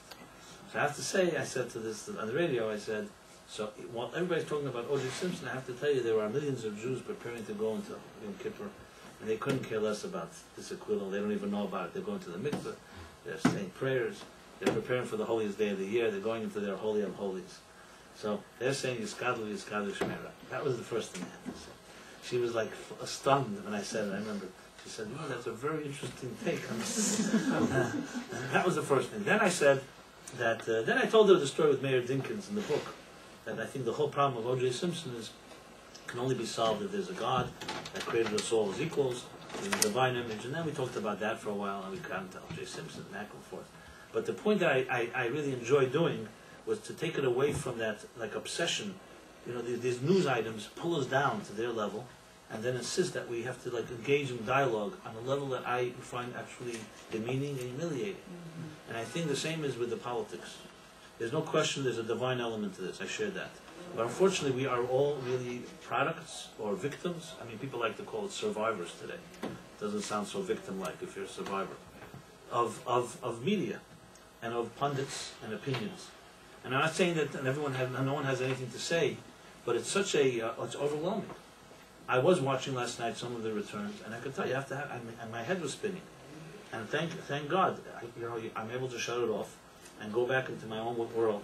I think what we are lacking most is not a great president. What we're lacking most is a peaceful center in our own souls. And we should not ever allow these things to take us hostage. They're important. They have a role to play. As I shared, leaders are in the hands of God. But after everything is said and done, the real lesson is, where are you? Where do you stand? Don't let yourself get caught up in this discussions to a point extent. Be a free human being. If we learn anything from Abraham in this week's chapter, we learn he did not go with the flow. He was a nonconformist. Now, I know everybody likes to feel they're nonconformists. Now, I'm sure if I ask everybody here, is anybody conformist in this room? No one's going to raise their hand. But if no one's a conformist in this room, and there's no one conformist in any room out there, so where are the conformists? You know? So no one believes that they're a conformist. But the truth is, let's analyze that. You want to be a nonconformist? You pay a price, my friend. Abraham paid a price. He did what was not popular. The day you will do something that you're ready to defy what your friends and others and associates may not like, you'll know that that doesn't make you a nonconformist. Some people do that just to do that. I understand. That's not my point. I mean to say, when you're ready to do that for the right thing, then you'll know you're a pioneer. So we learn one thing from Abraham, that he lived in a pagan world. It was not only wasn't it popular, the concept of giving didn't exist. It was about me, me, me. It was all about me. It's about me. I was just watching, someone sent me a great video clip from the TED conference. Some of you may have seen it. It's this woman, what is this? She's a neuroscientist who had a stroke. Any of you see that clip? It's like a 20-minute talk she gave at the TED conference. Fascinating talk. She actually had a stroke, and she, as a neuroscientist, gave her the opportunity to actually see the brain from within. And so, such an interesting kind of discussion she gives. If you want me to send you the link, send me an email, I'll be happy to send it to you. But the difference in the right brain and the left brain, I'll just tell it to you briefly. Where she says the left brain is a brain that does not, there's no ego there. The left brain thinks like a picture. Your energy, you're part of the world of energy, and we're all one. I mean, I'm putting it to you very briefly, and this is not an acid trip. This is a neuroscientist speaking. And the right brain, she said, is the analytic brain. It thinks in terms of details, what you have to do now, and so on. And she literally, I mean, in her own words, very, very powerful. She describes how she suddenly saw her right brain and left brain arguing with each other. As her right brain became paralyzed, slowly, her left brain was like not sensing. She said the right brain keeps saying, I am, I exist, I am, I am. And the left brain doesn't have that. I mean, I may be sounding a little like gibberish here, but essentially her point was that there's two sides to us that really are almost two different voices.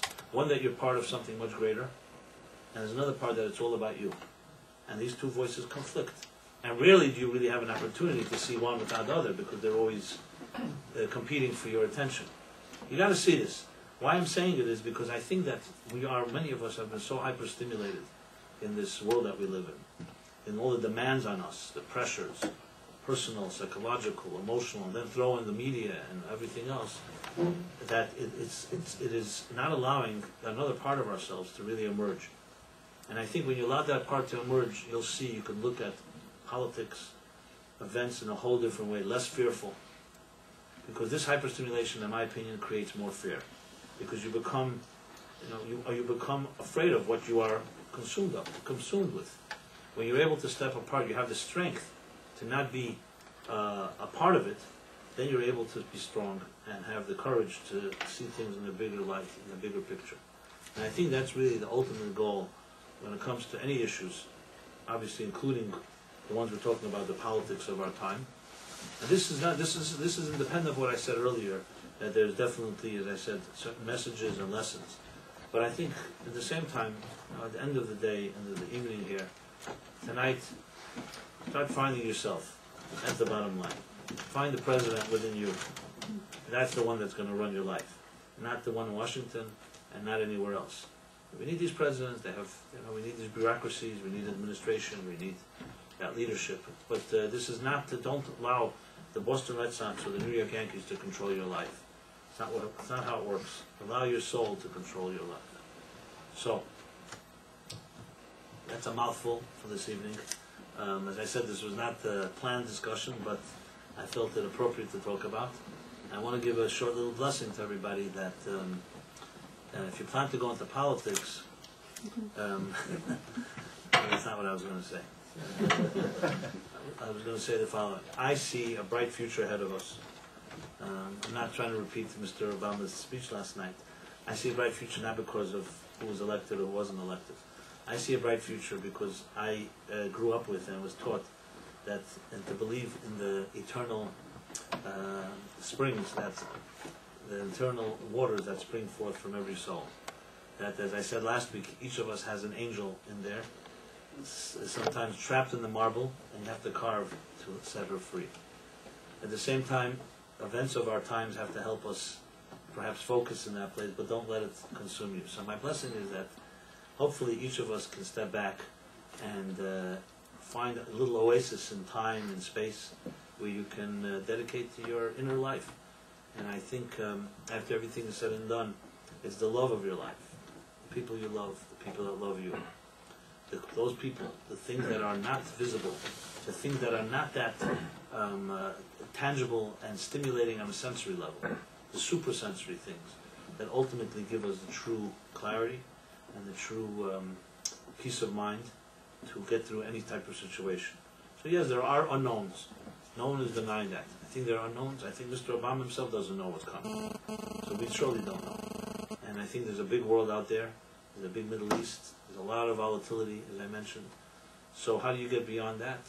There's no human being on earth that can give you peace. It has to come from a deeper place of faith. And hopefully if people align themselves with that, then we ourselves also become strong. So I bless us all that we should hold on to that. We have, thank God, a great, rich heritage. We have ancestors that rode through much harsher waves than we will ever have to face, thank God. And we stand on their shoulders. After everything is said and done, we are midgets on the shoulders of giants. So if you ever have anything to be depressed about, remember those that came before us paid heavy prices. That, thank God, we're not even faced close to those challenges. And we have to stand on those shoulders, not be self-made individuals. And I think that is a vital, vital lesson in all times, especially now with so many unknowns. The fact is, a new century is upon us. There are many things ahead of us that we have no clue what will happen. Today, the global village has become smaller and smaller. One little person somewhere in a basement can affect millions of people today. That's unprecedented. So now think about how many millions of little people can affect. So the question is, will you be influenced or will you influence? As they say, there are people who make the news, people who read the news, and people who ask what happened. You know, Jews have always made the news. We shouldn't be bystanders, observant Jews, observing from the sidelines, but actually be part of the game, proactive. And we can be proactive when we affect other people in their lives. You know, the reason we're here, right here in this building right now, this is the new space of the Meaningful Life Center, is because not myself, but also a great team that I have been blessed with.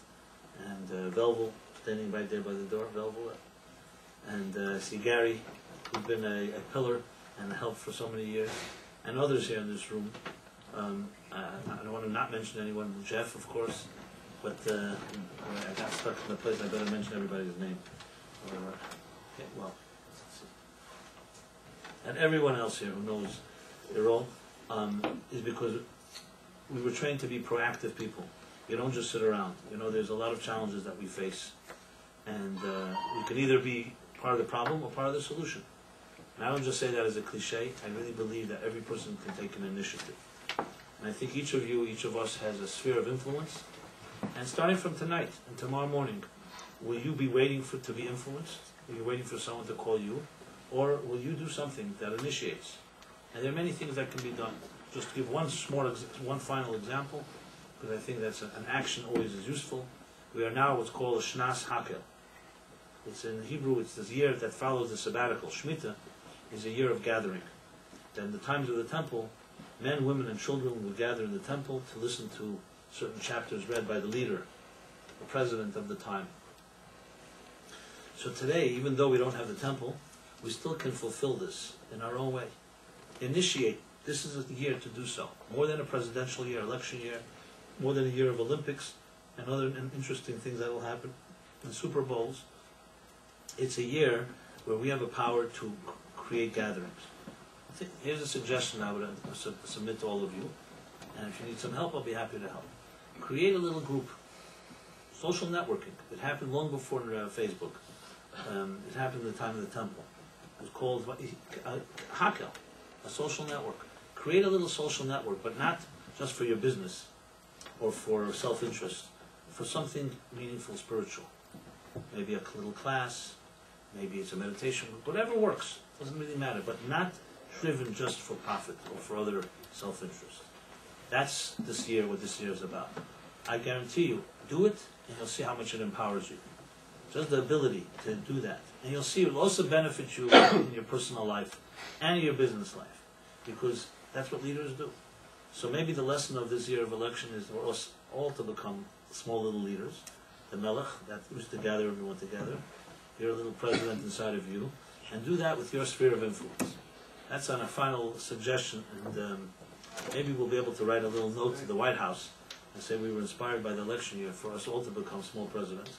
Not that we're challenging the authority in Washington, D.C., but in our own way to create these groups. And you can study something, you create a book club, there are many, many ideas. I'm sure if you let your imagination flow, you'll come up with great ideas.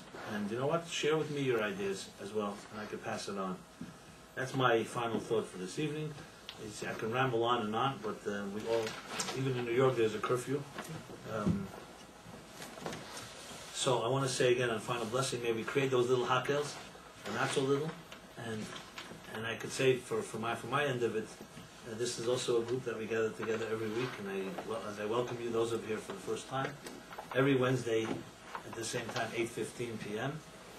And if you don't, another social network is emails. So if you don't get the weekly emails that I send out, please leave your email address. We're also sending out now, because we're doing ongoing programming, I just want to announce some of the programs that you may be interested in. We're doing right now a weekly basis. We just started this week 4 programs. Mine is Wednesday night, which we call Meaningful Life Skills. Tonight was called Obama. Tomorrow night, there are actually 2 classes, or 2, I think, we'll use the word classes. One is going to be 6:30 p.m. by my good friend and colleague, Philip Namenworth, who's what can I say, is a real, he calls it a mystical musician. He's a great blues player. When I met him, he was a Hindu. Today, he in his own way, he knows how to blend together spirituality, music. Great blues player. He's a singer and a songwriter and musician in his own right. There's a piano here, by the way. He's going to be doing a thing called spiritual creativity. So he's like creative type of workshop. That's 6:30. At 9 o'clock, I'm proud to share with you that I passed the mantle on to the next generation. My own son, Mendel, who's a young hipster, his own little circle. People not in my age group. He's going to have a group here at 9 o'clock that he's doing as well. So you're welcome to join those. And then there's next Tuesday, is a Kabbalah of cooking class led by another family member. I'll let it be by a surprise. I don't want this to sound too nepotism going on here. On Tuesday nights, actually I heard it was fascinating. I wasn't here, but I was told that it's called the Kabbalah of Cooking. It's actually a 4-part series on Shabbos cooking.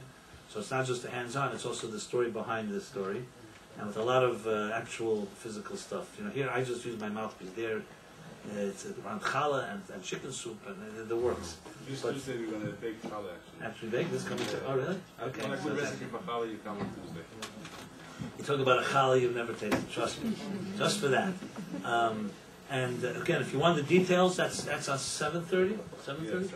I'm going to give calendar. Okay, give out the calendar to everybody. I'm just announcing, and there's a lot more to come. Now, what does all that have to do? I will invite personally the new president-elect to come as well. I can't guarantee that he will come to this class, but I'll invite him. Why not? I'll be proactive. And above all, as I said, I think that the greatest blessing is that each of us should initiate. Obviously, if you want to initiate and bring people here, fine, that's fine as well. But if you create your own groups, it's equally powerful. And let's just all see ourselves as a bunch of social networks that are linking into each other, and hopefully can create the ripple effect of actually transforming this world into the way it was meant to be at the outset, beyond the turbulence, a world of true harmony from within. And again, if you want to see that TED conference thing, it'll give you good food for thought as well. So, everyone have a very good night. The election results are in, and now the question is, what are we going to do with it? So until next Wednesday, I shall see you. I will also have one announcement. 1 second. Save the date. December 25th, Thursday night, will be it's a Hanukkah. We're doing a drum circle. Hanukkah party in a drum circle, featuring a drum circle. So that, if you can save the date, is going to be a good night. A drum for everyone. When I first heard of a drum circle, I also raised my eyebrows, and then I came and I participated. It was quite something. So I enjoyed. We'll have a candle lighting and everything works. So I just want to give you people make their plans. So this is Thursday night, December 25th, and again, the emails will give you more updates. Everyone have a very good evening and a blessed week. Thank you very much.